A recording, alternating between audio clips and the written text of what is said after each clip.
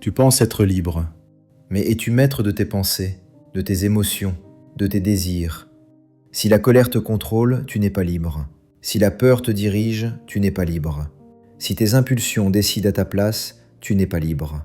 Épictète pose une question radicale. Aucun homme n'est libre s'il ne se maîtrise pas. Et si la vraie prison n'était pas le monde extérieur, mais ton esprit? Épictète a connu l'esclavage réel. Il a vécu dans un corps limité par des chaînes, soumis à la volonté d'un maître. Il savait ce que signifiait ne pas être libre extérieurement. Et pourtant, il a découvert une vérité que peu comprennent. On peut être enchaîné physiquement et libre intérieurement. Son esprit, sa pensée, sa perception, sa maîtrise de soi. Rien ni personne ne pouvait y toucher. À l'inverse, nous voyons souvent des gens libres extérieurement. Argent, pouvoir, confort, influence. Et pourtant, ils sont esclaves de leurs peurs, de leurs désirs, de leurs émotions. La vraie liberté n'est donc pas dans les circonstances, elle n'est pas dans les possessions ou le statut. Elle commence et finit dans ton esprit. Maîtriser son esprit, c'est rester calme face aux épreuves. C'est ne pas se laisser emporter par la colère, l'envie ou la peur. C'est garder le contrôle, même quand le monde extérieur semble hors de contrôle. Épictète nous enseigne que la liberté intérieure est accessible à tous. Peu importe où tu te trouves, peu importe ce que tu possèdes ou perds, tant que ton esprit reste souverain, tu es véritablement libre. Aujourd'hui, nous confondons souvent liberté et absence de règles. Nous pensons que liberté veut dire tout ce qu'on pense, suivre toutes ses envies, réagir à chaque émotion qui surgit. Mais la vérité est ailleurs. Celui qui obéit à ses impulsions n'est pas libre, il est dirigé. Sa colère décide pour lui, son plaisir le manipule, sa peur le paralyse. Il croit agir selon sa volonté, mais il est en réalité esclave de ses désirs et de ses émotions. La vraie liberté ne consiste pas à tout faire, tout vouloir, tout dire.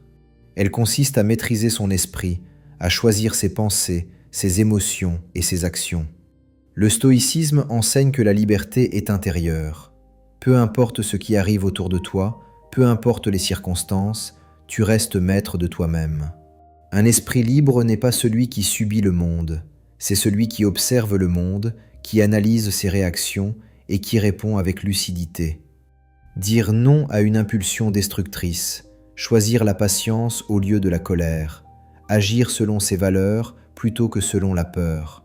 C'est là que commence la vraie liberté. Obéir à ses passions, c'est être conduit par le monde. Maîtriser ses passions, c'est être souverain dans son esprit. Et la souveraineté intérieure ne dépend de rien d'extérieur, ni de l'argent, ni du pouvoir, ni des autres. Elle dépend uniquement de la discipline de ton esprit. Celui qui comprend cela n'est plus jamais esclave. Même au cœur du chaos, même face à l'injustice, il reste calme, lucide et invincible. La liberté n'est pas l'absence de règles extérieures, c'est l'absence de chaînes intérieures. Et ces chaînes, tu peux les briser dès maintenant dans ton esprit. Se maîtriser, ce n'est pas se réprimer. Ce n'est pas s'interdire de vivre ou d'éprouver. Se maîtriser, c'est se gouverner. C'est observer une émotion sans lui obéir. La colère monte, tu la regardes, tu la comprends. Tu ne la laisses pas décider à ta place. Ressentir une envie ne veut pas dire y céder. Le désir surgit, tu l'accueilles, tu l'évalues, puis tu choisis ta réponse. Entendre une provocation ne signifie pas réagir. Les mots des autres ne te possèdent pas, sauf si tu leur donnes ce pouvoir. Celui qui se maîtrise choisit. Chaque action, chaque pensée, chaque parole est un choix conscient. Celui qui ne se maîtrise pas subit. Ses émotions, ses peurs, ses désirs dictent sa vie. Il est conduit par le monde plutôt que de le guider avec sagesse. C'est là que commence la vraie liberté, pas dans l'absence de contraintes extérieures, mais dans la souveraineté intérieure. Quand tu apprends à te gouverner, tu découvres un calme inébranlable, une clarté dans le chaos, une force que rien ni personne ne peut te prendre. Se maîtriser, c'est transformer chaque émotion en signal, chaque désir en opportunité d'exercer ta discipline, chaque provocation en test de ton calme. C'est la voie stoïcienne vers la liberté réelle, non pas être libre de tout, mais être libre de soi-même. Et quand tu maîtrises ton esprit, tu deviens invincible intérieurement, quoi qu'il arrive autour de toi. La discipline n'est pas une prison. Ce n'est pas une contrainte imposée par les autres. C'est une clé qui ouvre la porte de la liberté intérieure. Discipline dans la pensée. Choisir chaque idée, chaque jugement, chaque interprétation. Ne pas laisser ton esprit être envahi par la peur, la colère ou l'envie. Discipline dans la parole. Ne pas parler par impulsion. Ne pas blesser ni se laisser blesser par les mots. Choisir tes mots avec clarté et intention. Discipline dans l'action. Ne pas réagir aveuglément. Agir selon tes valeurs, tes priorités, tes principes. Chaque acte de maîtrise est comme enlever une chaîne invisible. Une à une, elle tombe. Et tu deviens plus léger, plus fort, plus libre. Petit à petit, tu découvres quelque chose de rare. Tu restes calme là où les autres s'énervent. Lucide là où les autres paniquent. Libre là où les autres réagissent sans contrôle. La discipline transforme l'esprit. Elle ne limite pas la vie. Elle libère le potentiel caché de ton âme. Ce que les autres appellent contrainte, tu l'appelles puissance. Ce que le monde voit comme restriction, tu le vois comme autonomie. Chaque effort de maîtrise te rend invincible intérieurement. Car tant que ton esprit est discipliné, rien ni personne ne peut te déstabiliser. La vraie liberté ne vient pas de l'extérieur, elle vient de l'intérieur. Et la discipline est la voie pour y accéder. Les réseaux te provoquent. Chaque notification déclenche une émotion, souvent inutile. La comparaison t'affaiblit. Tu observes la vie des autres et tu doutes de toi-même. Les plaisirs faciles t'endorment. Ils donnent une satisfaction immédiate, mais volent ta clarté et ta force intérieure.